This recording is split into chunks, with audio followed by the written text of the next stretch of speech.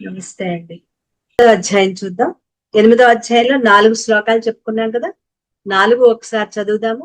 5 వారి వాళ్ళు చెప్పు. ఓం శ్రీకృష్ణ పరబ్రహ్మణే నమః. శ్రీమద్భగవద్గీత అథాష్టమోధ్యాయః. అక్షర పరబ్రహ్మయోగః. అర్జున ఉవాచ కిం తద్ బ్రహ్మ కిమధ్యాత్మం కిం కర్మ పురుషోత్తమ అధిభూతం చ కిం ప్రోక్తం అధిదైవం కిముచ్యతే అధియజ్ఞ కథం కోత్ర దేహేస్మిన్ మధుసూదన ప్రయాణకాలే చ కథం జ్ఞేయోసి నియతాత్మభిః. శ్రీభగవానువాచ అక్షరం బ్రహ్మ పరమం స్వభావోధ్యాత్మముచ్యతే భూతభావోద్భవకరః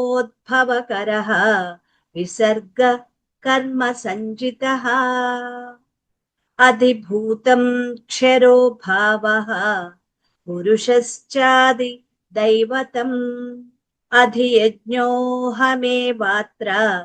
దేహే దేహభృతాంబర. నిన్న ఎంతవరకు చెప్పుకున్నాం? 5వ శ్లోకం చూద్దాం. అంతకాలే చ మామేవ స్మరన్ ముక్త్వా కలేబరం యః ప్రయాతి సమద్భావం యాతి నాస్త్యత్ర సంశయః. 6వ శ్లోకం. యం యం వాపి స్మరన్ భావం చిదిత్యంతే కళేబరం తం తమేవైతి కౌంతేయ సదా తద్భావ భావితః. నిన్న మనం చెప్పుకుంటాం మొదటి 2 శ్లోకాల గురించి వివరించుకుంటూ అక్షర పరబ్రహ్మం అంటే ఏంటి, బ్రహ్మం అంటే ఏంటి, అలాగే అధ్యాత్మం అంటే బ్రహ్మ గురించి మనం చెప్పుకుంటూ సత్ చిత్ ఆనందం, సచ్చితానందం. సచ్చితానందం అంటే బ్రహ్మ అంటే ఎవరు? బ్రహ్మ అంటే ఈ శరీరం బ్రహ్మ, పంచభూతాలు బ్రహ్మ. ఎందుకంటే ఈ శరీరం పంచీకరణం చెంది పంచభూతాలతో తయారైంది కాబట్టి పంచభూతాలు మిగులుతాయి. కాబట్టి ఈ దేహం, ఈ శరీరం యొక్క బ్రహ్మ పంచభూతాలు. పోనీ ఆ పంచభూతాలు ఏమైనా ఉండేవా? అవి నశించిపోయేవి. ఈ పంచభూతాల యొక్క తన్మాత్రల పంచీకరణ వల్ల ఏర్పడింది కాబట్టి పంచతన్మాత్రలు ఇవి బ్రహ్మ. పోనీ పంచతన్మాత్రలు ఏమైనా నశించకుండా ఉంటాయా? అవి కూడా నశించిపోతాయి. కాబట్టి అవి కూడా బ్రహ్మ కాదు. అలాగే మరి పంచతన్మాత్రలకి ఆ పరమాత్మే పంచతన్మాత్రలకి బ్రహ్మ. మరి బ్రహ్మ అక్షరమా, నశించిపోయేదా? పరమాత్మ నశించేది కాదు, అక్షరమే. అక్షరమే అంటే నశించిపోయేది కాదు. ఈ దృశ్యమాన ప్రపంచానికి మూలమై, ఆధారమై, కారణమై ఉన్న స్థిరమైన ఆత్మతత్వం అదే బ్రహ్మం. అదే ఈ దేహ మనోబుద్ధులని ప్రకాశింపచేస్తోంది. కాబట్టి బ్రహ్మము అంటే చైతన్య రూప ఆత్మ. బ్రహ్మం యొక్క లక్షణం అక్షరం, పరమం, నశించేది కాదు, శ్రేష్టమైనది. అలాగే రెండవది సత్ చిత్ ఆనందం. ఎలా సత్ చిత్ ఆనందం అంటే సచ్చిదానందం, అదే జ్ఞాన స్వరూపం. పరమాత్మ యొక్క రెండో లక్షణం సత్తు చిత్తు ఆనందం. సత్ అంటే ఎప్పుడూ ఉండాలి అని కోరుకోవడం. తర్వాత ఇది అధ్యాత్మం కదా, ఈ అధ్యాత్మంలో అధ్యాత్మం అంటే స్వభావం. అదే ఏం స్వభావం? భగవంతుని యొక్క స్వభావమే అధ్యాత్మం. భగవంతుడి నుంచి వచ్చిన వాడే జీవుడు. కాబట్టి భగవంతుని స్వభావమే జీవుడు అసలు ధర్మంగా ఉంటుంది. మామిడి చెట్టుకు నుంచి వచ్చిన కాయకి ఆ మామిడి చెట్టు యొక్క లక్షణాలన్నీ కూడా ఆ కాయలో, ఆ బీజంలో ఉంటాయి. పరమాత్మ నుంచి వచ్చిన మనకి, జీవుడికి మరి పరమాత్మ లక్షణాలే కదా ఉండేది. మరి భగవంతుని స్వభావం ఏమిటి? సచ్చిదానందం అంటే సత్తు చిత్తు ఆనందం. సత్ అంటే తెలివైన వాళ్ళు, తెలివి తక్కువ వాళ్ళు, పెద్దవాళ్ళు, చిన్నవాళ్ళు ఎంతో మంది ఈ లోకంలో ఉన్నారు. మరి అందరికీ ఒక్కటే కోరిక, ఎప్పుడూ ఉండాలి అని. ఎప్పుడైనా ఎవరికైనా చాలే ఇంక వెళ్ళిపోదాం అని నోటి చివరి నుంచి ఇక్కడి నుంచి అంటారు తప్ప వాళ్ళు నిజంగా వెళ్ళిపోయే పరిస్థితి వస్తే మేము ఎప్పుడు వెళ్ళమంటారు. ఎప్పుడు వాళ్ళకి ఉండాలి అనే కోరిక, అదే ఎప్పుడూ ఉండాలని కోరికే సత్. సత్ అంటే ఎప్పుడు ఉండాలి, ఎప్పుడు ఉండటం, ఎల్లప్పుడూ ఉండటం. కోరుకున్నంత మాత్రాన ఉండిపోతారా? వీళ్ళైనా మహాత్ములైన వాళ్లే వెళ్ళిపోయారు. మరి మనం అనుకుంటే ఉండిపోతామా? ఉండాలని కోరిక, అదే సత్. ఎన్ని కష్టాలు పడుతున్నా సరే ఉండాలి అనే ఆ కోరిక ప్రతి జీవికి ఉండే స్వభావం. ఆ స్వభావమే సత్తు. అది భగవంతుని స్వభావమైన సత్ అనే లక్షణం. అది పరమాత్మ లక్షణం. పరమాత్మ లక్షణం ఎప్పుడూ ఉండటం.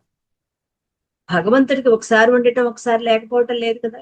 ఎప్పుడూ ఉండటం. అసలు ఎప్పుడూ పుట్టలేదు, నశించేవాడు కాదు. పుట్టని వాడికి నశింపు ఎక్కడ ఉంటుంది? ఎప్పుడూ ఉండేవాడు భగవంతుడు. అదే భగవంతుని యొక్క సత్ లక్షణం. అదే ఆత్మ స్వభావం. మరి జీవుడు అసలు ధర్మం కూడా సత్. ఇకపోతే రెండవది చిత్. సచ్చిదానందంలో రెండవది చిత్. చిత్ అంటే జ్ఞానం.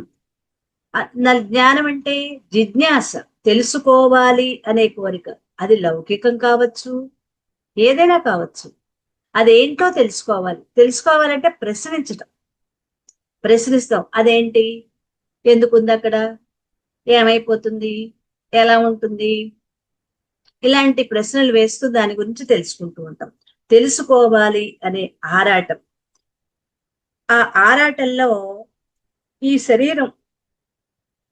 శరీరంలో చిత్ స్వరూపం. ఎందుకుని ప్రతిదీ తెలుసుకోవాలి. చిన్న పిల్లవాడి దగ్గర నుంచి పెద్దవాళ్ళ వరకు వాళ్ళకి అవసరం లేకపోయినా ప్రశ్నించి తెలుసుకుంటారు. బయటికి వెళ్తున్నారు, ఎందాక వెళ్తున్నారు, ఎక్కడికి వెళ్తున్నారు, వాకింగ్కి వెళ్తున్నారా, ఎన్ని రోజుల నుంచి వెళ్తున్నారు, పోనీ వాకింగ్కే వెళ్తున్నారు. వాకింగ్ లో ఒక ఫ్రెండ్ కనిపించారు. ఎన్నాళ్ళ నుంచి వాకింగ్ చేస్తున్నారు, మీ ఇల్లు ఎక్కడ, అక్కడి నుంచి ఇక్కడికి ఎలా వస్తారు. ఆ ప్రశ్నలన్నీ నిజంగా మనకు అవసరం లేదు, కానీ ఏదో ఒకటి అడిగి తెలుసుకోవాలి. మీ పేరేంటి, మీరు ఇంతకుముందు ఎక్కడైనా ఉద్యోగం చేశారా, ఏం ఉద్యోగం చేశారు, ఎన్నాళ్ళు చేశారు, ఇలా ప్రతిదీ ప్రశ్నే. ఎంతమంది పిల్లలు, ఏం చేస్తున్నారు. ఎందుకంటే ఆ ప్రశ్నించి తెలుసుకోవటం వల్ల వీళ్ళకి ఏ విధంగా కూడా ఉపయోగం ఉండదు. కానీ ఆ తెలుసుకోవాలి అనే జిజ్ఞాసే మనలోని చిత్ లక్షణం. ఆ చిత్ అంటే జ్ఞాన స్వరూపం. ఆ జ్ఞాన స్వరూపం పరమాత్మ యొక్క లక్షణం.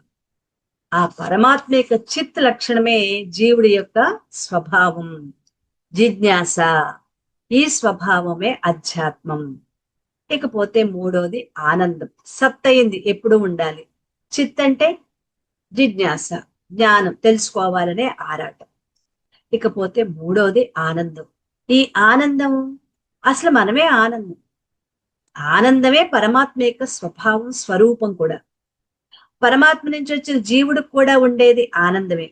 దుఃఖం అనేది అసలు జీవుడి యొక్క లక్షణం కాదు.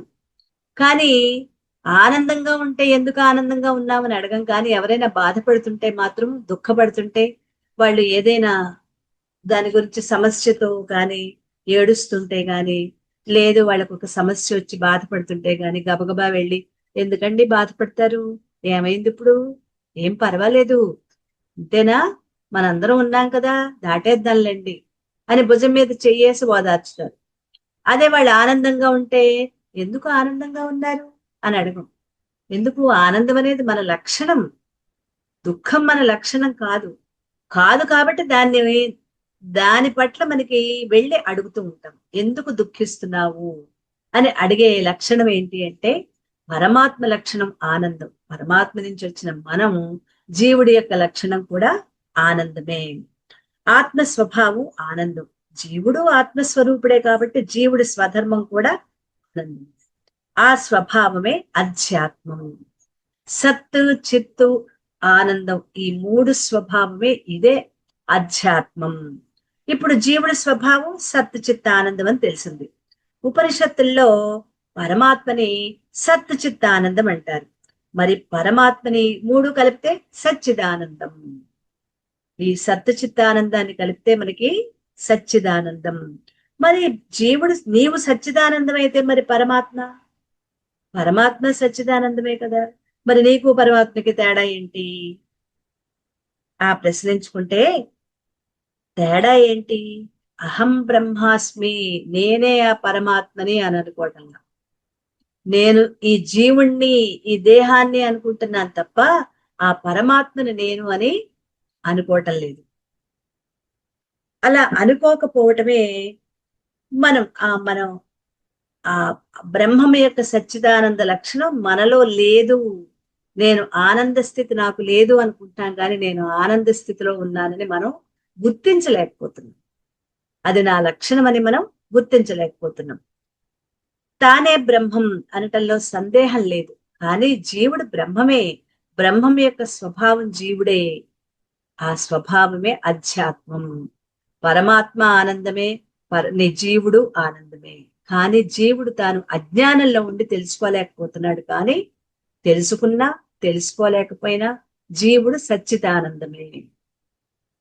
ఇకపోతే మూడోది, ఈ మూడు కలిపి అధ్యాత్మం. అది అధ్యాత్మం అంటే పరబ్రహ్మ స్వరూపం, పరమాత్మ స్వరూపం బ్రహ్మం.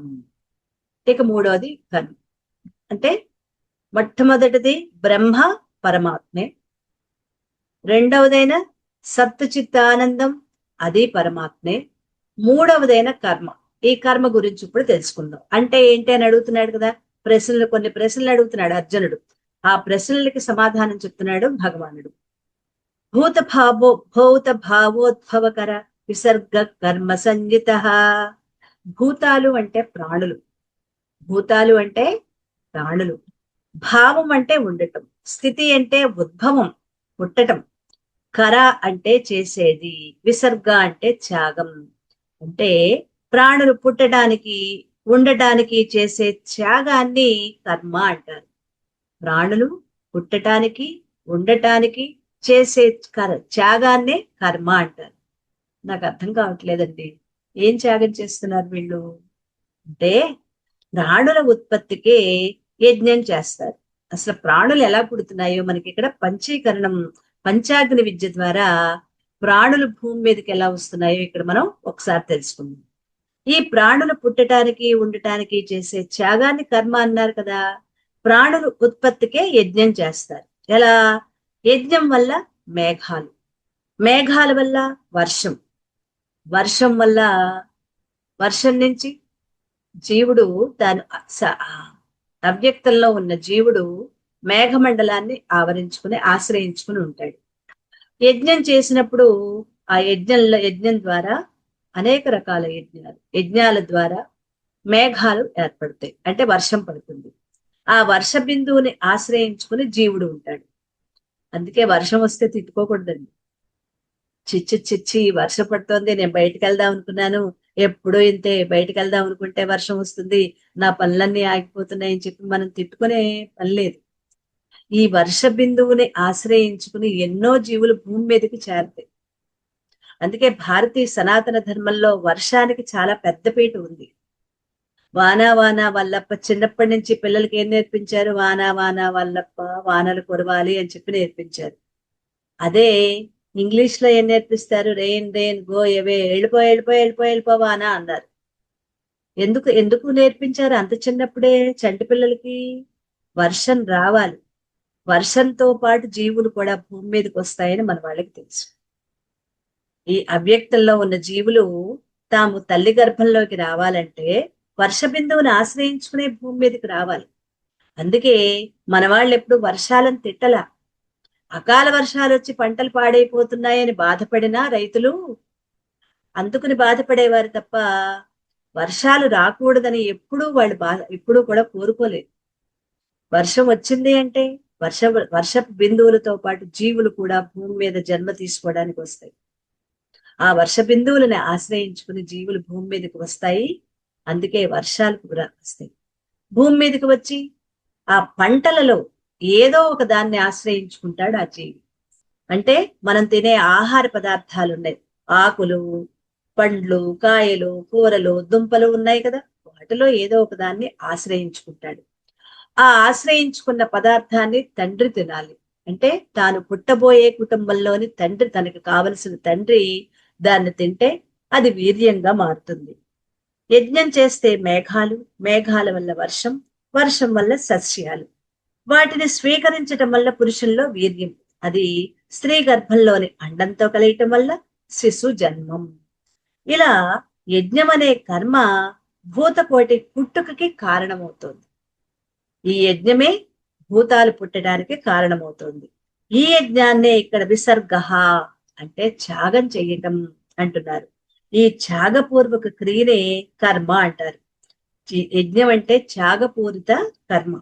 కొంత సమయాన్ని కొంత సమయాన్ని, వస్తువులని, సంభారాలని అక్కడ మనం ఉపయోగించటం, దాన్ని అంటే అందరికీ ఉపయోగపడేటట్లుగా యజ్ఞాన్ని చేయడం. పూర్వం యజ్ఞాలు ఎక్కువగా చేసేవారు, ఇప్పుడు చాలా తక్కువ చేస్తున్నారు. కానీ వర్షాలు పట్టడానికి కూడా యజ్ఞాలు చేస్తూ ఉంటారు, హోమాలు చేస్తూ ఉంటారు. మనం వింటూ ఉంటాం చూసారా. ఎందుకు వర్షాలకు హోమాలు ఎందుకు చేస్తారు?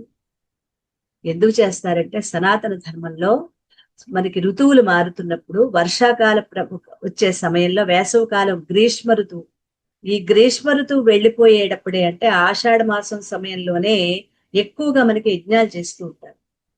ఆ యజ్ఞాల మూలాన మేఘాలు ఏర్పడతాయి.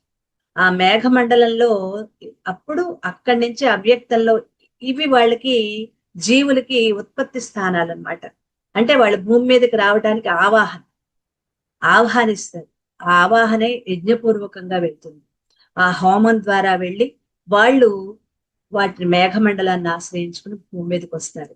అందుకే ఈ సనాతన ధర్మంలో యజ్ఞాలకి ఇప్పటికీ జరుగుతూ ఉంటాయి.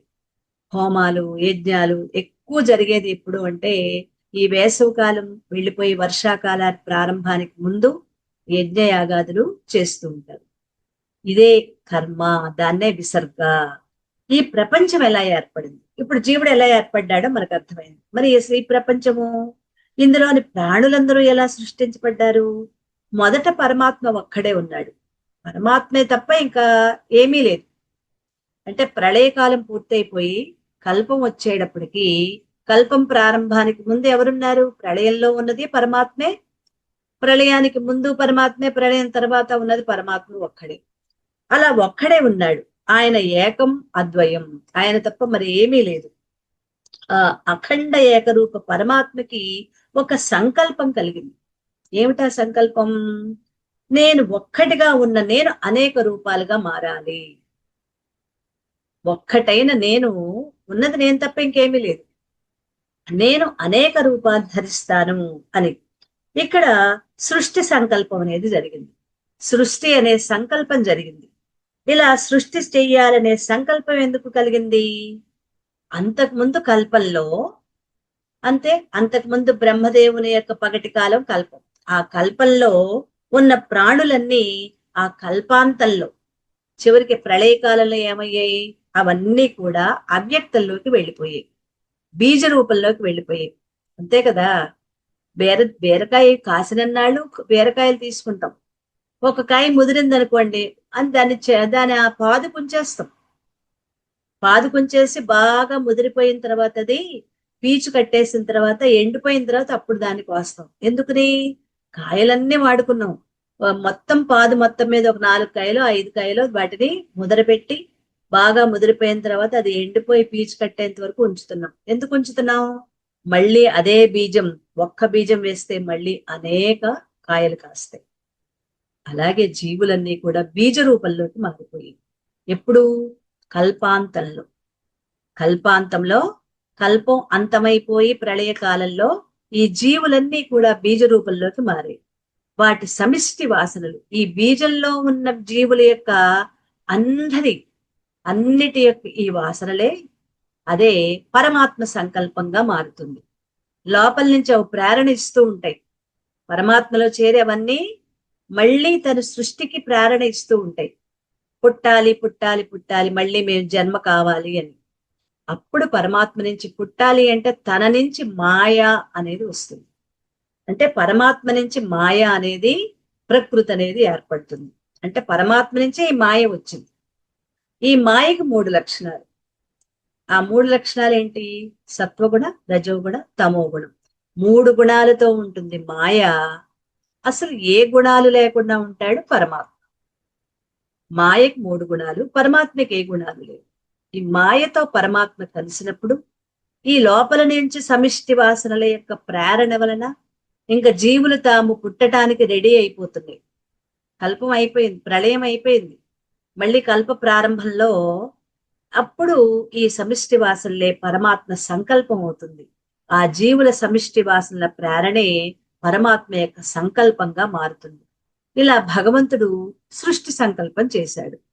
ఒక్కడు అనేకం కావాలి అనుకున్నాడు కాబట్టి తన స్వరూపాన్ని త్యాగం చేశాడు. అంటే తాను ఒక్కడుగా ఉండట్లా, ఇప్పుడు తన స్వరూపం త్యాగం చేసి విత్తనం ఎలా త్యాగం చేశాడు? ఇప్పుడు విత్తనం ఉంది, ఆ విత్తనం ఎలా ఉంటుంది? గట్టిగా ఉంటుంది.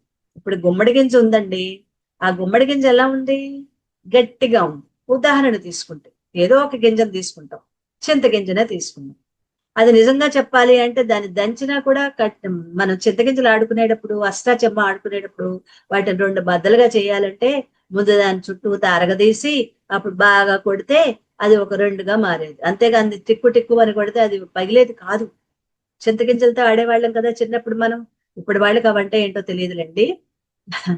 అలాగా అంత గట్టిగా ఉండే చింతగింజ నీటి స్పర్శ తగిలిన తర్వాత అది మెల్లగా మెత్తబడిపోతుంది. మెత్తబడిపోయి ఏమవుతుంది? దాని భూమిలో పడిందా? భూమి కాకపోయినా నీటి తడి స్పర్శ తగిలిన తర్వాత మెత్తబడిపోయి దాని లోపల ఉన్న అంకురం, చెప్పాలి అంటే అది ఎండిపోయి ఉంది, ఆ అంకురానికి జీవకళ అప్పుడు ప్రారంభం అవుతుంది. అలా విత్తనం తన స్వరూపాన్ని త్యాగం చేస్తేనే వృక్షం అవుతుంది. విత్తనంగా ఉన్నంత వరకు అది అలాగే ఉంటుంది. దాని స్వరూపాన్ని పోగొట్టుకుని దాని నుంచి మొలక, పైకి మొలకొస్తుంది, కింద నుంచి వేరుస్తుంది. ఆ వేరు భూమిని లోపలికి లోపలికి లోపలికి తొలుచుకుని వేర్లన్నీ కూడా లోపలికి వెతుక్కుంటూ వెళ్ళిపోతున్నప్పుడు వృక్షం పైకి, మొక్క పైకి ఎదుగుతూ ఉంటుంది. విత్తనం తన స్వరూపాన్ని త్యాగం చేస్తే వృక్షమైంది. పరమాత్మ తన స్వరూపాన్ని త్యాగం చేసి తాను పరమాత్మ ఒక్కడిగా ఉండకుండా అనేక రూపాలుగా ఈ ప్రాణికోటిని సృష్టించడం జరిగింది. అంటే ప్రతి ప్రాణిలోనూ ఉన్నది పరమాత్మే.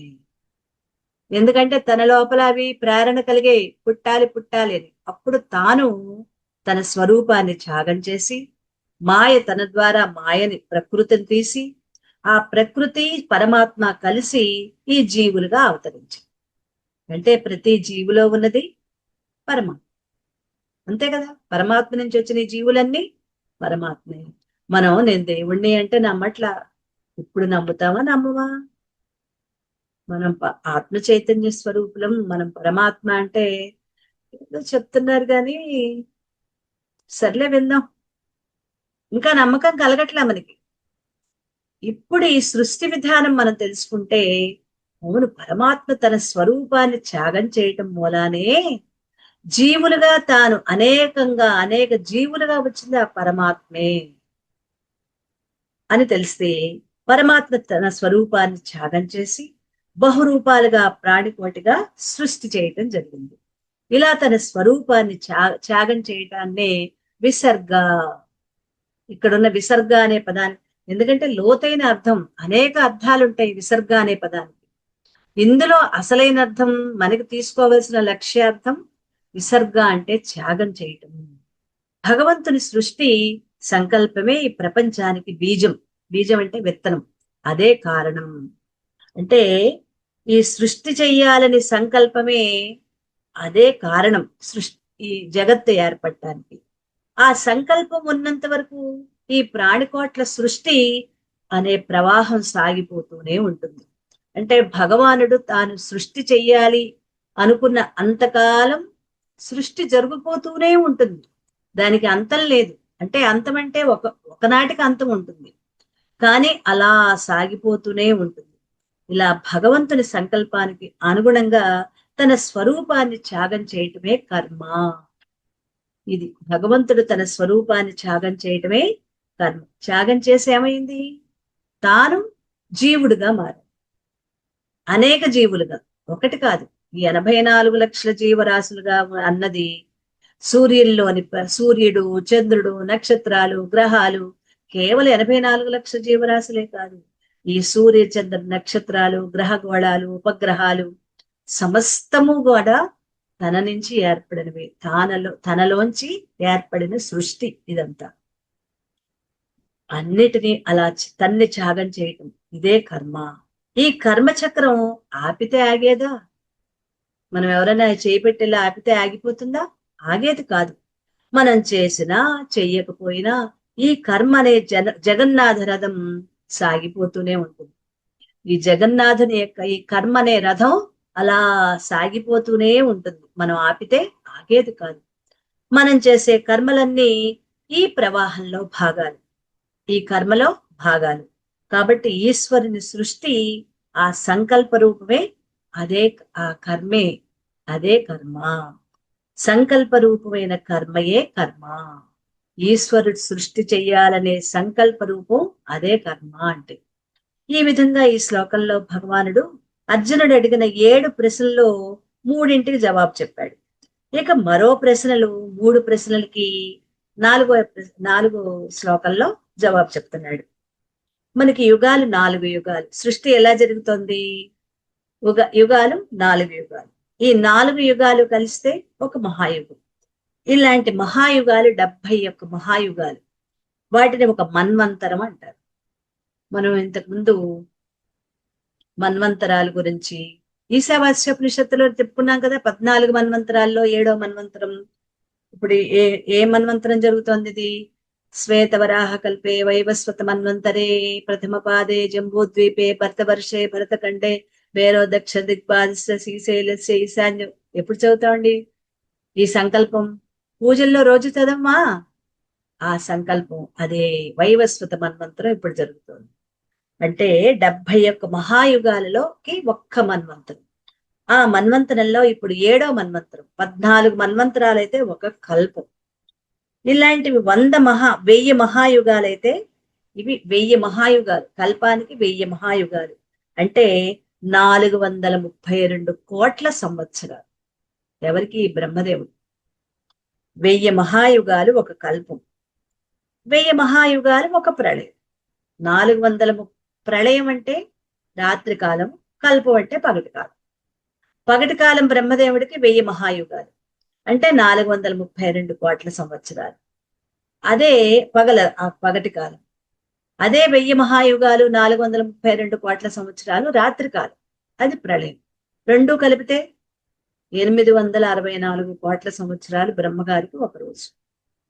అవి ఎవరికి? మన కాలానికి వాటిని విడదీసుకుంటే బ్రహ్మగారికి అది ఒక్క రోజు. ఇది సృష్టి క్రమం. నాలుగో శ్లోకం చూద్దాం. అధిభూతం క్షరో భావ పురుషశ్చాది దైవతం అధియజ్ఞోహమేవాత్ర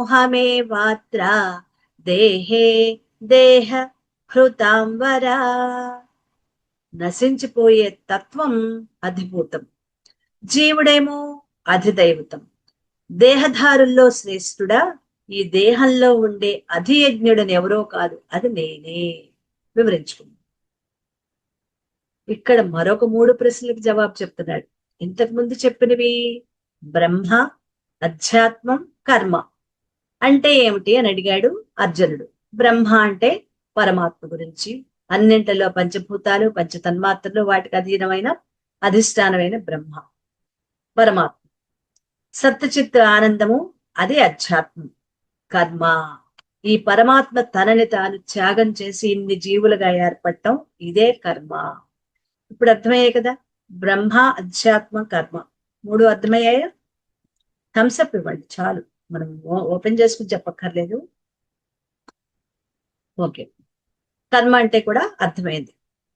ఇప్పుడు మిగిలిన ఇంకొక 3 ప్రశ్నలు అడుగుతున్నాడు. 6 ప్రశ్నల్లో తర్వాత 3 ప్రశ్నల్లో ఏంటి? ఏమడుగుతున్నాడు? అధ్యాత్మ అధిభూతం అంటే ఏంటి, అధిదైవం అంటే ఏంటి, అధి యజ్ఞుడు ఎవరు? వీటికి జవాబు ఇప్పుడు చెప్తున్నాడు 4వ శ్లోకంలో. అధిభూతం క్షరో భావ. క్షరం అంటే నశించేది, అక్షరం అంటే నశించదు. క్షరం అంటే నశించిపోయేది, అక్షరం అంటే నశించనిది, భావం అంటే పుట్టేది. క్షరోభావం అంటే పుట్టి నశించిపోయేది. కాబట్టి ప్రపంచంలో పుట్టి నశించిపోయే స్వభావం కల అన్ని అధిభూతాలే. పుడుతున్నాయి, పోతాయి, కొంతకాలం ఉంటాయి, పోతాయి. ఇవన్నీ జీవులన్నీ అధిభూతాలు. అధిభూతం అంటే ఏంటి? క్షరోభావ. పుట్టేవి, నశించేవి. పుడతాయి, కొంతకాలం ఉంటాయి, మళ్ళీ అవి నశించిపోతాయి. అవన్నీ అధిభూతాలే. శరీరాలు, ఇంద్రియాలు, ఆలోచనలు, ఉద్రేకాలు, తలంపులు, వాసనలు, కర్మఫలాలు ఇవన్నీ నశించేవే. కాబట్టి ఇవన్నీ అధిభూతాలు. అపరా ప్రకృతి అంతా అధిభూతమే. 7వ అధ్యాయంలో అపరా ప్రకృతి గురించి చెప్పుకున్నాం. పరాప్రకృతి, అపరా ప్రకృతి. పంచభూతాలు, మనస్సు, బుద్ధి, అహంకారం, వీటిని అపరా ప్రకృతి అని, పరమాత్మే పరాప్రకృతి చెప్పుకున్నాం కదా. ఈ అపరా ప్రకృతి అంతా పంచభూతాలు నశించిపోతే, మనస్సు, బుద్ధి, అహంకారం ఇవన్నీ నశించిపోయేవి. ఈ అపరా ప్రకృతి అంతా కూడా ఉంటుంది, కొంత పుడతాయి, కొంతకాలం ఉంటాయి, తర్వాత నశించిపోయి. అపరా ప్రకృతి అంతా అధిభూతమే. అయితే ఇది సామాన్య అర్థం. మరి కొద్దిగా లోతుగా విచారిస్తే, లక్ష్యార్థంలోకి వెళ్తే, అధిభూతం అంతటికి మూల కారణం ఎవరు? ఈ పుట్టిపోయే వాటన్నిటికీ ఆధారం పరమాత్మ. పరమాత్మ నుంచే కదా ఇవన్నీ పుట్టాయి. పుట్టి నశించిపోయే వాటన్నిటికీ ఆధారం, కారణం ఎవరు? పరమాత్మే. అంటే ఈ స్థూల శరీరం అధిభూతం. ఎందుకంటే ఇది ఉంటుంది, పుడుతుంది, కొంతకాలం పెరుగుతుంది, తర్వాత నశించిపోతుంది. మరి ఈ శరీరానికి కారణం ఎవరు అంటే, ఎలా ఈ శరీరం ఉత్పత్తి అయింది? తల్లిదండ్రులు తిన్న అన్నం నుంచి. అన్నం ఎక్కడి నుంచి వచ్చింది? భూమి నుంచి వచ్చింది. భూమే అన్న రూపంగా మారింది. భూమి నుంచే అన్నం వచ్చింది అంటే, మరి భూమే తనలోంచి ఈ ఈ గింజలని, విత్తనాలని తనలోంచి సారాన్ని ఇచ్చి ఈ భూమి అన్నంగా మార్చింది. అన్నం అంటే మన పళ్ళల్లో వేసుకున్న అన్నం కాదు, తినే ఆహార పదార్థాలుగా భూమే అన్నంగా మారింది. మరి అన్నమే, తిన్న అన్నం ఏమైంది? తండ్రి తిన్న ఆ ఆహారంలోంచే కదా జీవుడు తండ్రి శరీరంలోకి వెళ్ళి మనం తిన్న ఆహారం 7 ధాతువులుగా మారుతుంది. అందులో మగవాళ్ళకి వీర్యంగా మారుతుంది. ఆ అన్నమే, అదే తల్లి గర్భంలో ప్రవేశించి శరీరంగా రూపుదిద్దుకుంది. అంటే ఈ అన్నమే శరీర రూపం ధరించి. కొద్దిగా వెనక్కి వెళ్ళి మళ్ళీ చెప్పుకుందాం. తల్లిదండ్రులు తిన్న అన్నం నుంచే జీవుడు వచ్చాడు. ఎక్కడొచ్చింది అన్నం? ఎక్కడి నుంచి? భూమి నుంచి వచ్చింది. భూమి అన్న రూపంగా మారింది. మరి అన్నమే శరీర రూపం ధరించింది కదా. ఇంతవరకు అర్థమైంది కదా. అందుకే దీనిని అన్నమయ కోశం అంటారు. ఈ దేహానికి ఒక పేరుంది, దీన్ని అన్నమయ కోశం. ఈ స్థూల శరీరానికి ఉన్న ఒక పేరు అన్నమయ కోశం. సరే, భూమి ఎక్కడి నుంచి వచ్చింది? అసలు భూమి ఎక్కడి నుంచి వచ్చిందో తెలుసుకుందాం. భూమి జలం నుంచి వచ్చింది. మరి ఆ జలం ఎక్కడి నుంచి వచ్చింది? అగ్ని నుంచి వచ్చింది. అగ్ని వాయువు నుంచి, వాయువు ఆకాశం నుంచి, ఆ ఆకాశం పరమాత్మ నుంచి. అవి ఒక్కొక్కటి అలా వచ్చాయి, ఒక దాంట్లోంచి వచ్చాయి. మళ్ళీ లీనమైపోయేటప్పుడు ఈ భూమి జలంలో, జలం అగ్నిలో, అగ్ని వాయువులో, వాయువు ఆకాశంలో, ఆకాశం పరమాత్మలో, ప్రళయంలో అవి లీనమైపోతాయి.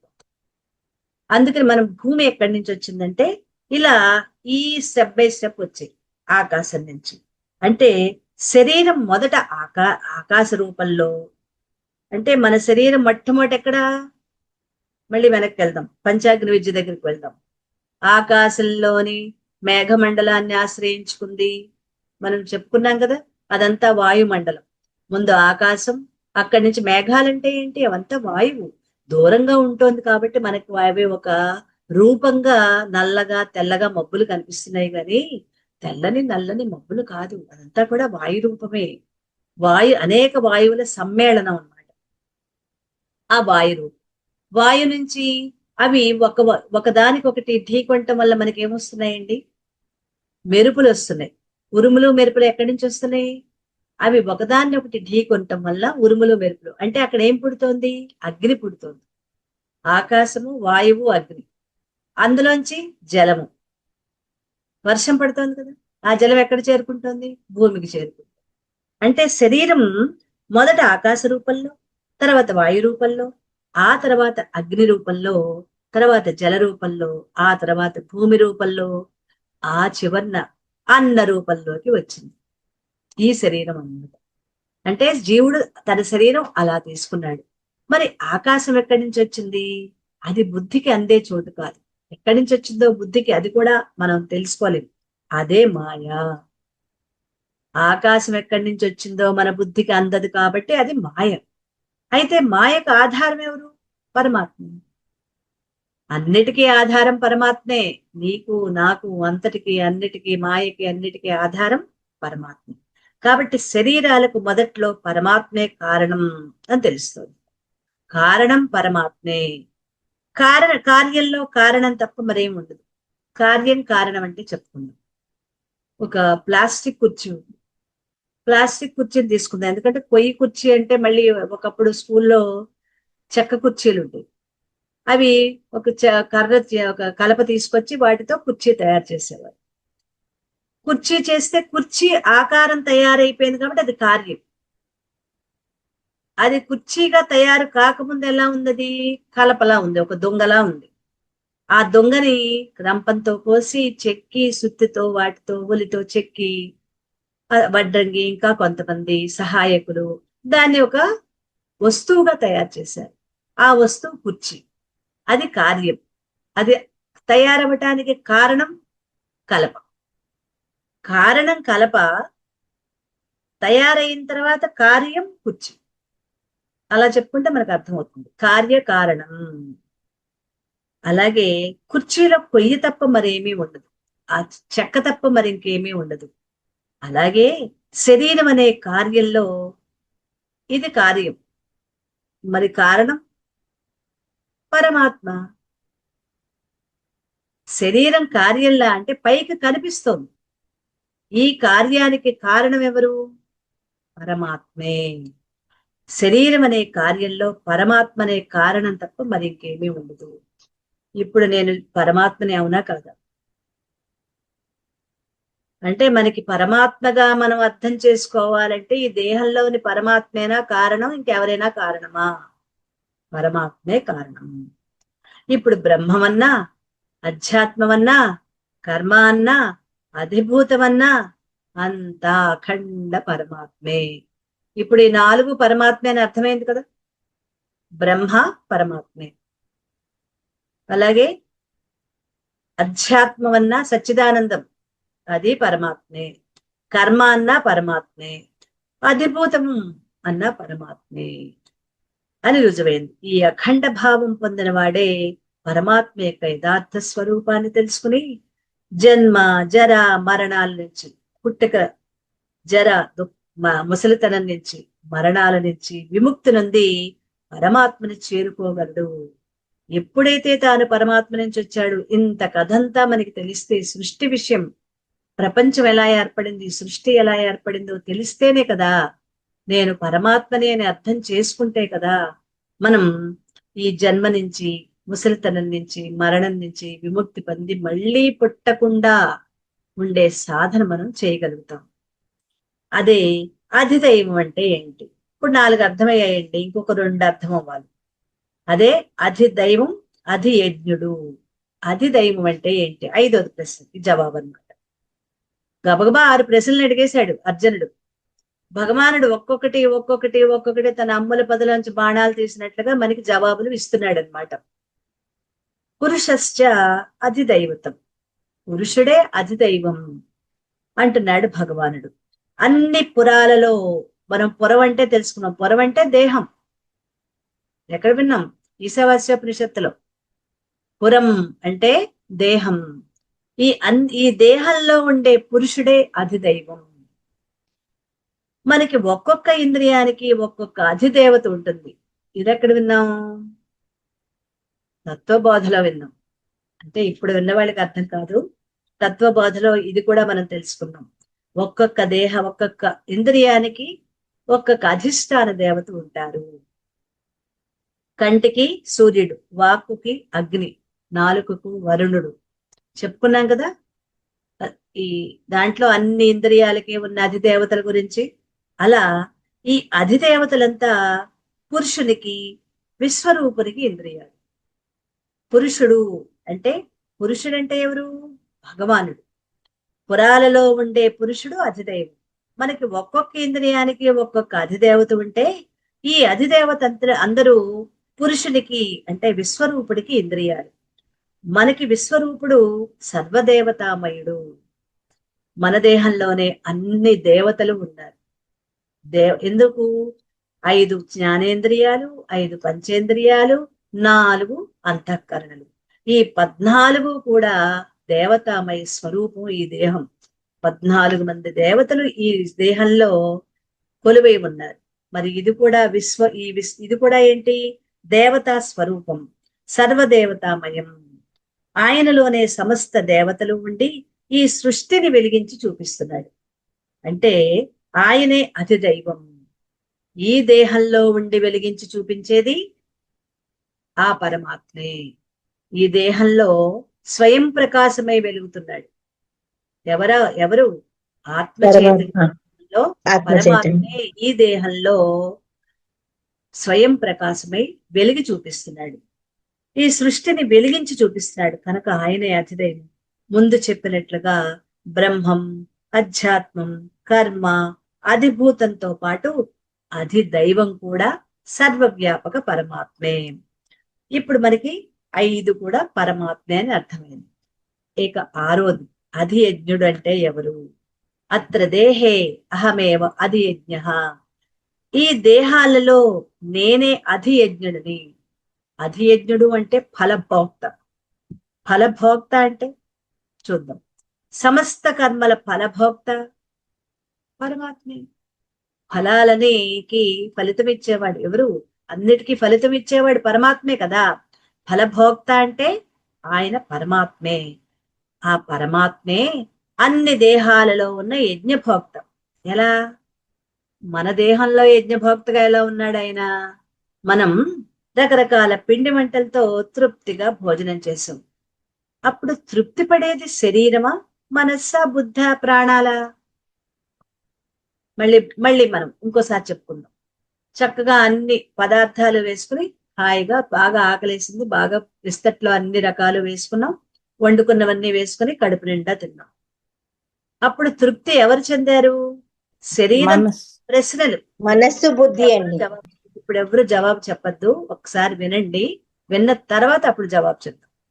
ఓకే, మ్యూట్ లో పెట్టేసుకోండి. ఆ తిన్న తర్వాత తృప్తి పడేది శరీరమా, మనస్సా, బుద్ధ, ప్రాణాల? 4 ఉన్నాయి. శరీరం తృప్తి పడిందా, మనస్సు తృప్తి పడిందా, బుద్ధి తృప్తి పడిందా, ప్రాణాలు తృప్తి పడ్డాయి? ఇవేమీ కాదు. అందుకే మీరు జవాబు చెప్తారనే ముందు చెప్తున్నా. ఇవేమీ కాదు. అందరూ మనస్సనో బుద్ధనో ఏదో ఈ 4గిట్లలో ఏదో చూస్ చేసుకుని చెప్తాం, కానీ ఇవేమీ కాదు. ఈ తృప్తి చెందేది లోపలలో మనలోని పరమాత్మ. ఆ పరమాత్మే తృప్తి చెందుతున్నాడు. మరి మనం తినటానికి కూర్చున్న తర్వాత పళ్ళల్లో భోజనం రెడీగా ఉంది. ఇంకొక ఉదాహరణ, ముద్ద నోట్లో పెట్టుకోబోయే సమయంలో సరిగ్గా తిందాం, చాలా మంది ఇది వింటూనే ఉంటాం. ఇలా నోట్లో పెట్టుకుందాం అనుకున్నప్పుడు ప్రాణం పోయింది. అంటే శరీరం వదిలిపెట్టేశాడు. శరీరం అక్కడే ఉంది, పోనీ తిని తృప్తి చెందుతుందా? లేదు. మనస్సు తృప్తి చెందుతుందా? మరి లేదు. మరి ఎవరు అక్కడుంటే తృప్తి చెందేది? ఎవరు లేకపోవటం వల్ల తృప్తి లేదు? అదే నిజమైన భోక్త. ఆ లోపల పరమాత్మ చైతన్యం పనిచేయటంలా. ఎందుకంటే తినాలి అంటే ముందు కలుపుకోవాలి, నోట్లో పెట్టుకోవాలి, మింగాలి. ఈ ఒక్కొక్క అవయవము కూడా వాటి అధిదేవతలు వెనక్కి వెళ్ళిపోయాయి. చేతుల్లోకి అధిదేవతలు వెనక్కి వెళ్ళిపోయి, నాలుక మీద అధిదేవత వెనక్కి వెళ్ళిపోయేది. వెనక్కి వెళ్ళిపోతాయి అధిదేవతలు. మరణకాలంలో ఏమవుతాయి? మరణానికి ముందుగా అధిదేవతలన్నీ ఏజెంట్లు కదా, పరమాత్మ ఏజెంట్లు. ఇవన్నీ ఏమవుతాయి? వెనక్కి వెళ్ళిపోతాయి. వెనక్కి వెళ్ళిపోయి మా పని అయిపోయిందని చెప్పి పరమాత్మకి ఆ డ్యూటీ అప్పచెప్పేసి అవి వెనక్కి వెళ్ళిపోతాయి. కాబట్టి అవి ఇంకా పని చెయ్యవు. ఇప్పుడు అది నోట్లో పెట్టుకోవు, చైతన్యాన్ని గ్రహించదు. అక్కడ చైతన్యం ఉంది, అని ఆ అధిదేవతల వల్ల చైతన్యం గ్రహిస్తోంది. ఇప్పుడు అధిదేవతలు అక్కడ పనిచేయటల్లా మరణకాలంలో. అందుకని ఆ ఆహారాన్ని నోట్లో పెట్టుకుని తినలేడు. శరీరమా, మనస్సా, ఏదక్కడ, ఏది ఉంటే తృప్తి? నిజమైన భోక్త ఎవరు? అహం వైశ్వానరో భూత్వా ప్రాణినాం దేహమాశ్రిత. అన్ని భూతాల శరీరాలలో ఉండి చతుర్విధ ఆహారాలను ఆరగించే యజ్ఞభోక్తని నేనే, ఆ పరమాత్మని నేనే. ఇప్పుడు అధియజ్ఞుడెవరు? ఆ పరమాత్మే. మన దేహాలలో ఉన్న అధియజ్ఞుడు పరమాత్మే అని తెలియజేస్తూ భర్త భోక్త మహేశ్వర. భోక్త అంటే ఆనందించేవాడు. ఎలా? యజ్ఞం చేస్తున్నప్పుడు యజ్ఞఫల భోక్త ఎవరో తెలుసుకోవాలి. ఎవరు యజ్ఞఫల భోక్త? ఆ యజ్ఞఫల భోక్త కూడా పరమాత్మే. ఒక్కొక్క దేవతని యజ్ఞం చేసేటప్పుడు ఒక్కొక్క దేవతని ఆవాహన చేసి అగ్ని రూపంలో హవిస్సిస్తారు. ఈ హవిస్సులు ఆ దేవతా రూపాలు పట్టుకెళ్ళిపోయి పరమాత్మకు సమర్పించేస్తాయి. అంటే యజ్ఞం ఎలా జరుగుతుందో మనం విశదీకరించుకుంటే, యజ్ఞం చేస్తున్నప్పుడు ఋత్విక్కులు మంత్రాలు చదువుతూ ఉంటారు, యజమాని వేస్తూ ఉంటారు, అందులో ఆహుతులు వేస్తూ ఉంటారు. ఆహుతులు వేసి ఒక్కొక్క అధిదేవతని పిలుస్తూ ఉంటారు. ఈశానుడు, అగ్ని. అగ్ని ఏం చేస్తాడంటే, ఈశానుడు అంటే ఆయనకి ఇచ్చే ఆహుతులని అగ్నిదేవుడికి సమర్పించినప్పుడు ఆ అగ్ని ఈశానుడు అనే దేవతకి దాన్ని ఇస్తాడు. పోస్ట్ మ్యాన్ అనమాట. ఇక్కడ యజ్ఞంలో అగ్నిదేవుడు కేవలం పోస్ట్ మ్యానే. దాన్ని తీసుకున్న అధిదేవుడు ఏం చేస్తాడు? అధిదేవత అది పరమాత్మకి ఆయన ఇస్తాడు. ఆయన నుంచి పరమాత్మకు అందుకుంటుంది. ఇక్కడ రెండు అంచెలుగా వెళ్తుంది. ఒకటి నువ్వు అగ్నిలో వేస్తావు, ఆ అగ్నిదేవుడు తీసుకువెళ్ళి ఆ దేవతకు అందిస్తాడు. నువ్వు పిలిచి ఎవరికి ఇమ్మన్నావో వాళ్ళకి ఇచ్చేస్తాడు. పోస్ట్ మ్యాన్ అనమాట. ఆ దేవత ఏం చేస్తాడు? పరమాత్మకు సమర్పణ చేస్తాడు. అంటే నువ్వు ఇచ్చే ఆహుతులు ఎవరికి అందుతున్నాయి? ఆ అందుకున్నవాడు యజ్ఞ ఫలభోక్త అయిన పరమాత్మ. ఓకే, అందుకని యజ్ఞాలు చేయటం. ఇప్పుడు యజ్ఞం ఎందుకు చేయాలో అర్థమైంది కదా. ఏ యజ్ఞం చేసినా ఫలభోక్త పరమాత్మే. అధియజ్ఞుడు ఎక్కడున్నాడు? అత్ర దేహే, ఈ దేహంలోనే ఉన్నాడు. అందుకే గుర్తించలేకపోతున్నాం. బయట వాళ్ళనైతే బాగానే గుర్తిస్తాం, కానీ మన దేహంలోనే ఉన్న పరమాత్మని మనం గుర్తించలేం. ఇదే కదా మన దౌర్భాగ్యం. అంతటా కనిపిస్తుంది, మనకి కనిపించదు. అందరి తప్పులు వెతుకుతాం, మనలోని తప్పులు మాత్రం మనం ఎప్పుడూ బయట పెట్టుకోం. మనం గుర్తించను కూడా గుర్తించలేం కదా. ఒకసారి ఈ కథ వింటే మనకి ఇంకొద్దిగా బాగా అర్థం. చిన్నారి కృష్ణయ్య బృందావన సమీపంలోని అడవిలో గోపబాలుడితో కలిసి గోవులను మేపుతున్నాడు. కృష్ణయ్యకి ఆకలేస్తోంది. తోటి వాళ్లతో అంటున్నాడు, మిత్రులారా, అదిగో సమీపంలో మునిపల్లి ఉంది. అక్కడ బ్రాహ్మణులు ఎవరో యజ్ఞం చేస్తున్నారు. హోమాగ్ని ఆకాశాన్ని అంటుతోంది. అక్కడ అన్ని రకాల ఆహార పదార్థాలు తయారు చేసి ఉంటాయి. మీరు వెళ్ళి కృష్ణుడు ఆకలితో ఉన్నాడు, కొంచెం అడిగి తెమ్మన్నాడు అని అడగండి అని చెప్పడంతో తన తోటి కోపబాలురు అక్కడికి వెళ్ళారు. బ్రాహ్మణులు ఎంతో ఆడంబరంగా యజ్ఞాలు, ఆ మంత్రాలు చదువుతూ ఋత్విక్కులు యజ్ఞం చేస్తున్నారు. చెవులు చిల్లులు పడేటట్లు మంత్రాలు పఠిస్తున్నారు, ఆహుతులు సమర్పిస్తున్నారు. ఆ సమయంలో గోపబాలురు వెళ్ళి కృష్ణుడి కోసం అన్నం అడిగారు. వాళ్ళు ఏమన్నారు? పండి పండి, ఇప్పుడు వీలు కాదు, ఇంతవరకు నైవేద్యం పెట్టలేదు, యజ్ఞం పూర్తి కాలేదు, నైవేద్యం పెట్టలేదు, మా భోజనాలు పూర్తి కాలేదు, గొల్లవాళ్ళు మీకేం పెడతాం, పిల్లలు పండి పండి అని కోపంతో అరిచారు అక్కడ యజ్ఞం చేస్తున్న చోట. పాపం వాళ్ళు సూరమంటూ వెళ్ళి కృష్ణుడితో చెప్పారు.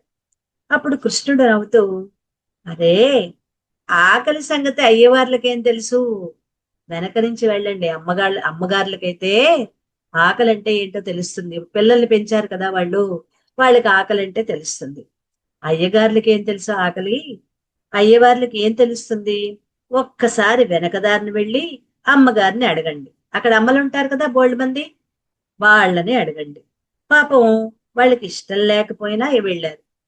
ఎందుకు? ఓసారి పోపో అన్న తర్వాత మళ్ళీ వెళ్ళటానికి పిల్లలు ఇష్టపడలా అని కృష్ణుడు కదా చెప్తున్నాడు వెళ్ళమని అని దొడ్డిదారిన ఇంకొక దారిన అమ్మగారి వైపు వెళ్ళారు. అమ్మలున్న వైపు అమ్మగారులను అడిగారు, శ్రీకృష్ణుడికి ఆకలేస్తోంది, అన్నం కావాలట అని.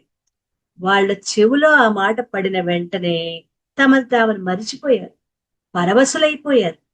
వాళ్ళకి యజ్ఞం గుర్తులేదు, కొత్త పదార్థాలు తయారు చేసి అక్కడ రెడీగా ఉన్నాయి, నైవేద్యం పెట్టడం గుర్తులేదు, తాము భర్తలు తినటం సంగతి గుర్తులేదు, భర్తల విషయం అసలు జ్ఞాపకమే రాలేదు. నాగస్వరం విన్న నాగుపాముల్లాగా, పల్లానికి ప్రవహించే నీటిలాగా, అయస్కాంతానికి ఆకర్షించబడే సూదంటు రాయిలాగా, సూదుల్లాగా ఆ ఆహార పదార్థాలు తీసుకుని, తయారు చేసిన ఆహార పదార్థాలు ఉన్నాయి కదా భోజనాలకి, వాటిని తీసుకుని పరుగులు ప్రారంభించారు అమ్మలు. భర్తలు చూశారు, చాలా కోపం పెట్టుకున్నారు, అరుస్తున్నారు, వద్దన్నారు, అడ్డుపడ్డారు, కొంతమందిని నిర్బంధించారు. అయినా వాళ్ళు ఇవేమీ పట్టించుకోలేదు. ఎవరు? అమ్మలు, తయారు చేసిన అమ్మలు. అదేమి పట్టలేదు, పరుగే పరుగు. వాళ్ళు తెచ్చిన ఆహారాన్ని భక్తితో ప్రేమతో శ్రీకృష్ణుడికి సమర్పించారు. ఆయన తిన్నాడు. కాళ్ళు చేతులు తగిలించుకుని కూర్చున్న యజ్ఞ ఫలభోక్త యజ్ఞేశ్వరుడు తమ ఆహారాన్ని స్వీకరించాడు అని వాళ్ళందరూ ఆనందంతో ఉబ్బితబ్బిబ్బైపోతున్నారు. అమ్మలు సిద్ధి ఎదురకుండా ఉంటే, మోక్షం చేతికి అందుతుంటే సాధనల కోసం పరుగులు తీసే మూర్ఖత్వం లేదు వాళ్ళకి. ఎదురుకుండా ఇంతటి కాళ్ళు చేతులతో ఇంతటి అద్భుతమైన రూపం వేసుకుని ఉన్న పరమాత్మని వదిలిపెట్టి ఈ వేటి కోసం మేమెందుకు పరుగులు తీయాలి? వాళ్ళకి అర్థమైంది ఆయన మహాత్ముడని, పురుషోత్తముడని వాళ్ళకి అర్థమైంది.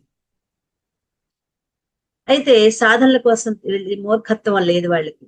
వారి యజ్ఞం 1000 రెట్లు పండింది.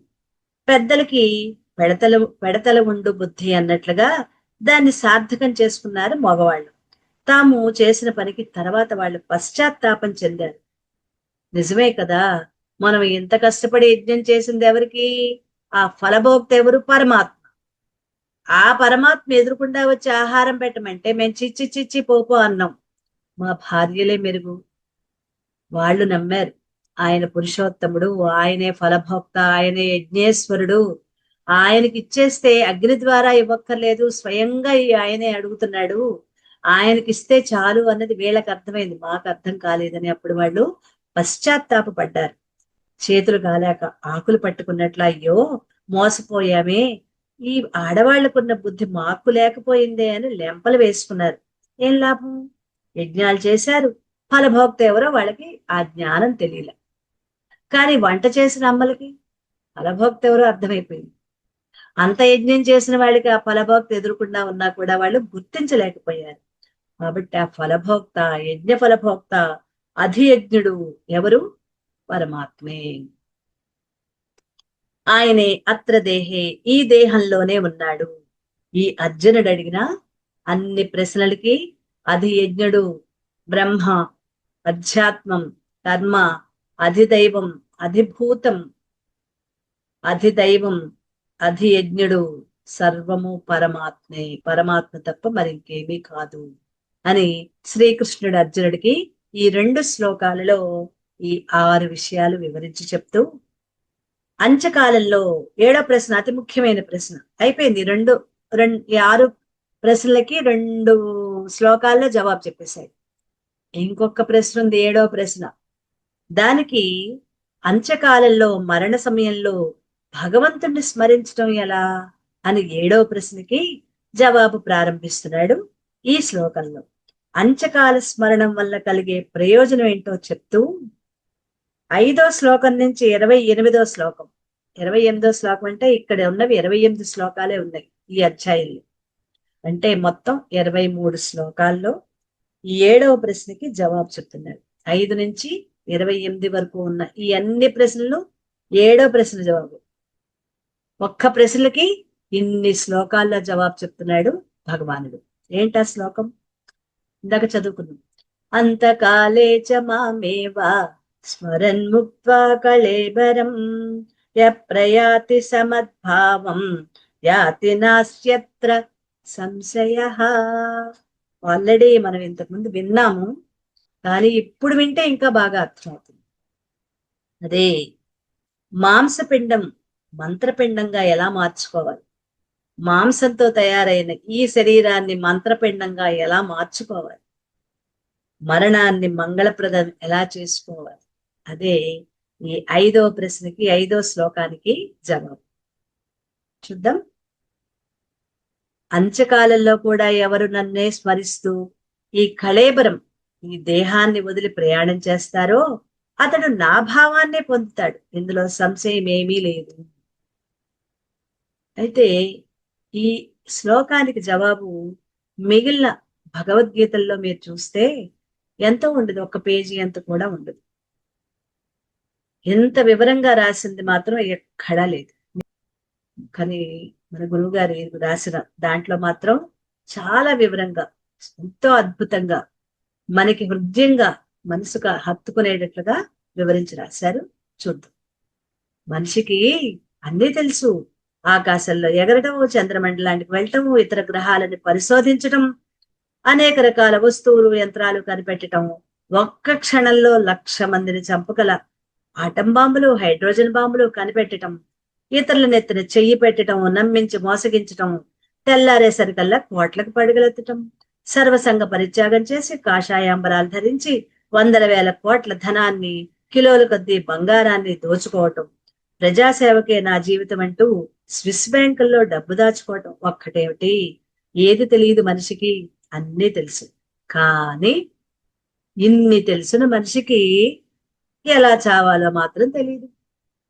అన్నీ తెలుసు కానీ ఒకటి తెలియదు, ఎలా చావాలో తెలియదు. పుట్టటం మనిషిలాగే పుడుతున్నాడు, కానీ చావటం మాత్రం కుక్కల, నక్కల, పందిల, పశువుల, పెట్టల, దిక్కులేని వాడిలా చస్తున్నాడు. మనిషిలాగా మాత్రం చావటం. పుట్టటం మనిషిలా పుట్టినా కూడా చావటం మనిషిలా చావట్ల. నిజంగా మనం నేర్చుకోవాల్సింది ఎలా బతకాలా అని కాదు, ఎలా చావాలా అని నేర్చుకోవాలి.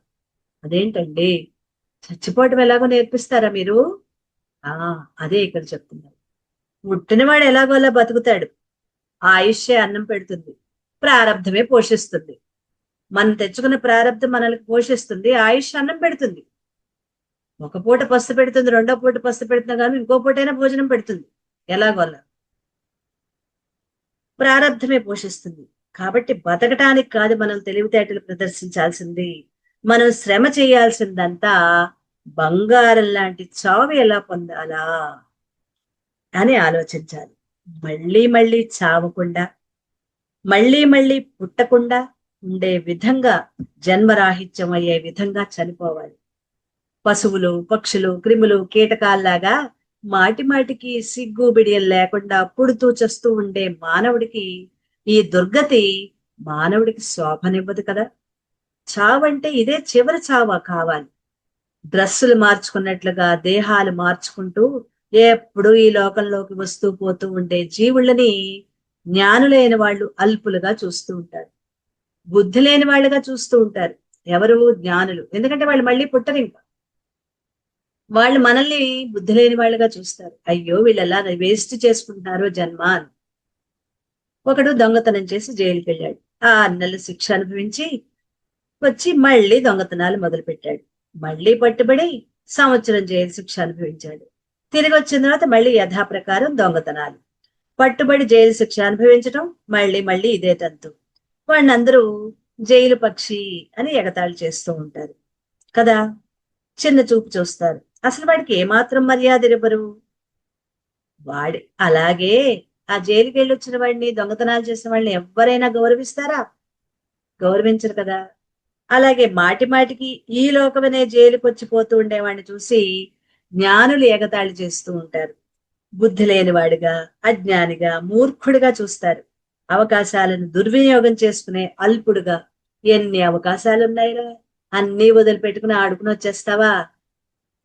స్కూల్కి వెళ్తే పిల్లవాడు బళ్ళోకి వెళ్ళి చదువుకోకుండా అక్కడ పిల్లలు వాడు చదువుకోకుండా పక్క వాళ్ళని కూడా చెడగొట్టి ఆడుకుని దొంగతనాలు చేసి అవతల వాళ్ళని కొట్టి తిట్టి ఇంటికి వచ్చేస్తే ఆ స్కూల్లోని టీచర్లు కావచ్చు, తల్లిదండ్రులు కావచ్చు, వాళ్ళు ఎంత బాధపడతారు.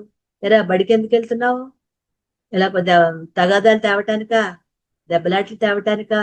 నీ చదువేది అని అనరా?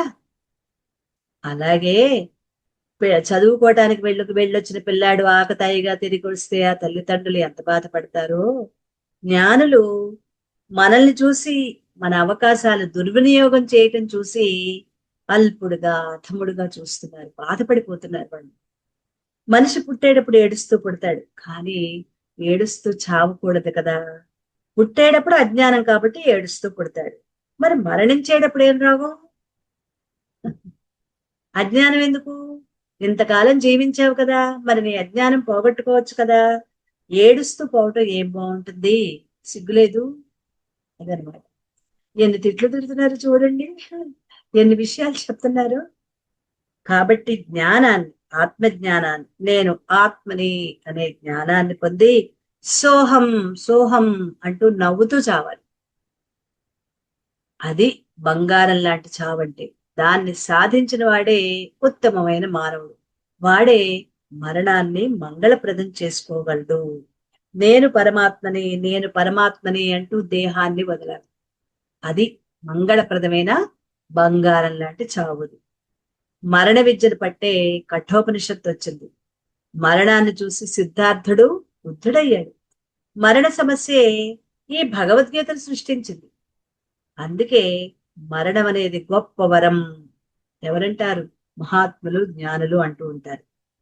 మరణం అనేది ఎలా ఉండాలో రామాయణంలో ఒక అద్భుతమైన సంఘటన ఉంది. ఆ సంఘటన మనకి గొప్ప ఉపదేశాన్ని అందిస్తుంది. శ్రీరాముని బాణంతో కథ అన్నమాట. వాలి ప్రాణాలు పోతున్నాయి, మరణ వేదన అనుభవిస్తున్నాడు. అప్పుడు సుగ్రీవుడితో కలిసి శ్రీరాముడు వాలి దగ్గరకు వచ్చాడు. చూశాడు వాలి చెట్టు చాటు నిలిచి బాణం వేసి అన్యాయంగా తన్ని వధించిన శ్రీరాముణ్ణి అనేక విధాలుగా తూలనాడాడు, తిట్టాడు. వాలి, నేను నీకేం శత్రువుని? నేను నీకేం అపకారం చేశాను? నీ భార్య కోసమే, నీ భార్య కోసమైతే సుగ్రీవుడి దగ్గరికి వెళ్ళాలా? వాడి బలమెంత! ఓ రామా, నువ్వు నా దగ్గరకు వచ్చినట్లయితే ఆ రావణాసురుణ్ణి బంధించి నీ పాదాల మీద పడేసేవాణ్ణి కదా. ఈ మాత్రానికే నువ్వు అన్యాయం చేయాలా? అధర్మానికి ఒడికట్టాలా అని ఆక్రోశించాడు వాలి. వాలి యొక్క అన్ని ప్రశ్నలు విన్నాడు శ్రీరాముడు. తగిన రీతిలో సమాధానం చెప్పాడు శ్రీరాముడు. చివరికి వాలితో ఇలా అన్నాడు, మహాబలి, ఓ వాలి, ఎందుకలా ఆక్రోశిస్తావు? నువ్వు కావాలనుకుంటే కోరుకో, నేను నిన్ను బతికిస్తాను. చాలా కాలం జీవించి రాజ్య పరిపాలన చేద్దువు గాని, ఇప్పటికైనా మించిపోయింది లేదు అన్నాడు రాముడు. శ్రీరాముణ్ణి కళ్ళారా చూసి ఆయన మాటలను వీణులు విందుగా విన్న వాలిలో తన అజ్ఞానం అనే పొర తొలగిపోయింది. అంటమైతే అన్నాడు, ఎప్పుడైతే శ్రీరాముడు కోరుకో బతికిస్తానన్నాడో అప్పుడు ఆయనలోనే అజ్ఞానం పోయింది, వాలిలో జ్ఞాన నేత్రం తెరుచుకుంది. ఇప్పుడు అంటున్నాడు వాలి, ప్రభూ, నేను అజ్ఞానిని, నన్ను క్షమించు. నీ దర్శనంతో నాకు తెలివొచ్చింది, నా మనోనేత్రం తెరుచుకుంది. నాకు ఈ జీవితంతో ఇంక పని లేదు. ఈనాటి ఈ చావు నా పాలిటికి బంగారం లాంటి చావు. భగవంతుడైన నిన్ను దర్శిస్తూ నీ మాటలు వింటూ స్థిరమైన చిత్తంతో ప్రాణాలు వదిలే అదృష్టం ఈ రోజు నాకు కలిగింది. ఇప్పుడు గనక నీ దయవలన బతికానే అనుకో, ఆ తర్వాత వచ్చే చావుందే నికృష్టమైన చావు కాదని నమ్మకం ఏమిటి? ఎందుకంటే అప్పుడు నేను చనిపోయేటప్పుడు నీ దర్శనం కాదు కదా, నీ మాటలా అప్పుడు వినలేను, నేను నిన్ను స్మరించగలననే నమ్మకం కూడా నాకు అప్పుడు లేదు. కాబట్టి అటువంటి దౌర్భాగ్యపు చావు నాకు వద్దు అని స్థిర చిత్తంతో అంటాడు వాలి. అది చివరి క్షణంలో వాలికి ఉన్న తెలివి. కాబట్టి భగవంతుణ్ణి స్మరిస్తూ భగవంతుణ్ణి దర్శిస్తూ మరణించాలి. మరణ సమయంలో భగవంతుణ్ణి స్మరిస్తూ మరణించడమే మరణాన్ని మంగళప్రదం చేసుకోవటం. ఈ విషయాన్ని భగవానుడు ఈ శ్లోకంలో తెలియజెప్తూ, ఎవరైతే అంత్యకాలం అంటే మరణ సమయంలో నన్ను స్మరిస్తూ దేహాన్ని వదిలిపెడతారో వాళ్ళు నా తత్వాన్నే పొందుతారు. అంటే నన్నే అన్నమాట, నన్నే చేరుకుంటారు. కాబట్టి మరణ సమయంలో కూడా భగవంతుణ్ణి స్మరిస్తూ దేహాన్ని వదలాలి. ఇది మంగళకరమైన మరణం. అసలు మరణం అంటే ఏమిటి? మనం మన అవసరాల కోసం మనకు తగిన ఒక అద్దె ఇంట్లో దిగుతాం. ఇది కూడా ఒక ఉపమానం. కొంతకాలం అందులో ఉంటాం. కొన్నాళ్ల తర్వాత అది మన అవసరాలకు సరిపోకపోయినా, లేక మన స్థోమతకి ఎక్కువనో తక్కువనో ఆ ఇంటిని వదిలిపెట్టి మన సామాన్లు మొత్తం మూటగట్టుకుని అప్పటికి మనకి తగింది అనుకున్న మరొక అద్దె ఇంట్లోకి వెళ్తాం. తిరిగి అది కూడా మన అవసరాలకి, అభిరుచులకి, స్థోమతకి తగింది కాదనుకున్నప్పుడు దాన్ని కూడా, లేదా ఇంటి వాళ్ళు ఖాళీ చేయమన్నప్పుడు దాన్ని కూడా వదిలి మరొక ఇంటికి చేరతాం. ఇలా ఒక ఇంటి నుంచి మరొక ఇంటికి, మరొక ఇంటి నుంచి ఇంకొక ఇంటికి, ఒకవేళ ట్రాన్స్ఫర్ అయ్యే ఉద్యోగాలైతే ఆ ఊరు నుంచి ఈ ఊరికి, ఈ ఊరి నుంచి ఇంకో ఊరికి అలా మారుతూనే ఉంటాం. అలాగే మన ప్రారంధంలోని కోరికలకు, కర్మఫలాలకు తగిన దేహంతో వస్తాం. ఆ కోరికలు తీరేంత వరకు, అనుభవాలు పూర్తయ్యేంత వరకు అదే నేను, నేను, నేను అదే అన్నట్లుగా ఉంటాం. అయితే కోరికలు, అనుభవాలు పూర్తయిపోయాయి. ఇంకా ఆ దేహంతో మనకి పని లేదు. మనం కోరిన కోరికలు, అనుభవాలు అయిపోయాయి. ఆ ఇంకా దేహం మనకి ఏమి లేవు. ప్రారంధ కర్మలు తెచ్చుకున్నవన్నీ పూర్తయిపోయాయి. ఆ దేహంతో పని లేదు. అప్పటి మన కోరికలకు, కర్మ ఫలాలకు ఈ దేహాన్ని వదిలి తగిన దేహం కోసం ప్రయాణమయ్యే కాలమే అంచకాలం. అది మరణం అంటే. అదే మరణకాలం. దీన్నే ప్రయాణ కాలం అంటారు. ఇది మరణం. దేహాన్ని వదిలి వెళ్ళిపోవటమే మరణం. ఈ అంచకాలంలోనే, ఈ మరణ కాలంలోనే పరమాత్మను స్మరించాలి. దేహాన్ని వదిలిపోయే సమయంలోనే మరణాన్ని సమ పరమాత్మని స్మరించాలి. అయితే మనకో తెలివితేటలుంది. మనం అంతకంటే తెలివైన వాళ్ళం కదా! మరణ సమయంలో కదా పరమాత్మ స్మరించాల్సింది. అప్పుడు చూసుకుందాంలే అనుకుంటాం. కానీ మరణ సమయం ఏదో ఎవరికైనా తెలుసా? ఎవ్వరికీ తెలియదు. ఎప్పుడు ఎలాంటి మరణం సంభవిస్తుందో ఎవరికి తెలుసు? ఎక్కడ మరణం సంభవిస్తుందో అది తెలీదు. ఇంట్లోనో, రైల్లోనో, బస్సులోనో, ఆటోలోనో, విమానంలోనో, అగ్నిలోనో, వరదలోనో, ప్రమాదాల్లోనో ఎవ్వరికీ తెలీదు. అప్పుడు బుద్ధి ప్రసన్నంగా ఉండదు. అవయవాలు పట్టు తప్పిపోతాయి. శరీరం బిగుసుకుపోతుంది. స్మృతి తప్పిపోతుంది. చిత్తం స్వాధీనంలో ఉండదు. అదొక భయంకరమైన సమయం. శరీరం నుండి ప్రాణాలు బయటికి పోతున్నప్పుడు 1,00,000 ఒక్కసారి పుడితే ఎలా ఉంటుందో అలా ఉంటుందట. మరి అప్పుడు పరమాత్మ స్మరణ సాధ్యమవుతుందా? కాదు కదా! అందుకే జీవించి ఉన్నంత కాలం పరమాత్మను స్మరించడం అలవాటు చేసుకోవాలి. అందుకే అంచకాలేచ మామేవా, అంచకాలంలో కూడా అని భగవానుడు చెప్పడం జరిగింది. అంటే జీవితమంతా స్మరిస్తూ స్మరిస్తూ ఉంటే అంచకాలంలో కూడా స్మరించగలం. అంతేకాదు కేవలం అంచకాలలో మాత్రమే స్మరించాలి అంటే అది చాలా కష్టం కదా. జీవితకాలం అంతా లౌకిక విషయాలు, భోగాల్లో మిగిలిపోయిన వాడికి, అందులో మునిగిపోయిన వాడికి అంచకాలంలో భగవంతుణ్ణి స్మరించటం సాధ్యమా? సాధ్యం కాదు, అసాధ్యమే. దీనికి ఇంకొక ఉపమానం చెప్తూ, ఒక ఆయన జీవితం అంతా సంపాదించడం, దాచుకోవటంలో గడిపాడు.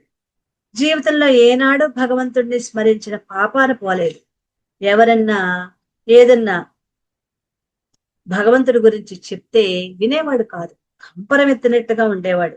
అసలు అలా స్మరించడానికి గాని, వినటానికి గాని అతనికి ఒక్క క్షణం కూడా తీరికుండేది కాదు. ఎంతకాలం ఉంటాడు? మరణ సమయం వచ్చింది. బంధువులంతా చుట్టూ చేరారు. ఎందుకంటే మరణంలో పరమాత్మని స్మరించిన వాళ్ళు జీవితంలో ఎప్పుడూ పరమాత్మని స్మరించలేరు. అంటే జీవితంలో ఇంతకు ముందు స్మరిస్తూ ఉంటేనే ఆ సమయంలో స్మరించగలరు. చుట్టూ చేరారు. నారాయణ నారాయణ అనమంటున్నారు. ఆహా, పోనీ రామా రామా అను నాన్న అంటారు పిల్లలు. అతడు ఎప్పుడైనా ఆ మాటలు చెవికెక్కించుకుంటే కదా. ఆహా, నాకు రాదు అన్నాడు. సరేనని వాళ్ళ కొడుకు ఒకడు నార, పీచు అంటాం కదా, నార, అదే కొబ్బరి నార, తాటి నార, నారలు ఉంటాయి పల్లెటూర్లలో, రైతుల దగ్గర ఉంటాయి ఆ నార. వాటితో తాళ్లు తయారు చేస్తారు. నారని తెచ్చి చూపించు, నాన్న ఇదేంటి అంటాడు. ఎందుకంటే కనీసం నారాయణలోని 2 అక్షరాలైనా నార అంటాడేమో, కొద్దిగా అయినా పుణ్యం వస్తుందేమో అనే ఉద్దేశంతో, అంటే సగం పలికినట్లయినా వస్తుంది, సగం పుణ్యమైనా వస్తుందేమో అనే తాపత్రయంతో ఆ నార తీసుకొచ్చి చూపించారు. కానీ ఆ పుణ్యాత్ముడు చాలా గొప్పవాడు కదా. పీచు పీచు, నార అనలేదు, పీచు పీచు అంటూ ప్రాణాలు వదిలేశాడు. అయిపోయింది. చివరికి బీజే నారలేదు. జీవితమంతా సాధన చేస్తేనే చివరి సమయంలో స్మరించగలిగేది. ఏ విధమైన మినహాయింపులు లేవు. ఇంకా దీనికి ఇంకా రేపటికి కూడా ఉందండి. దాన్ని మనం రేపు చెప్పుకుందాం.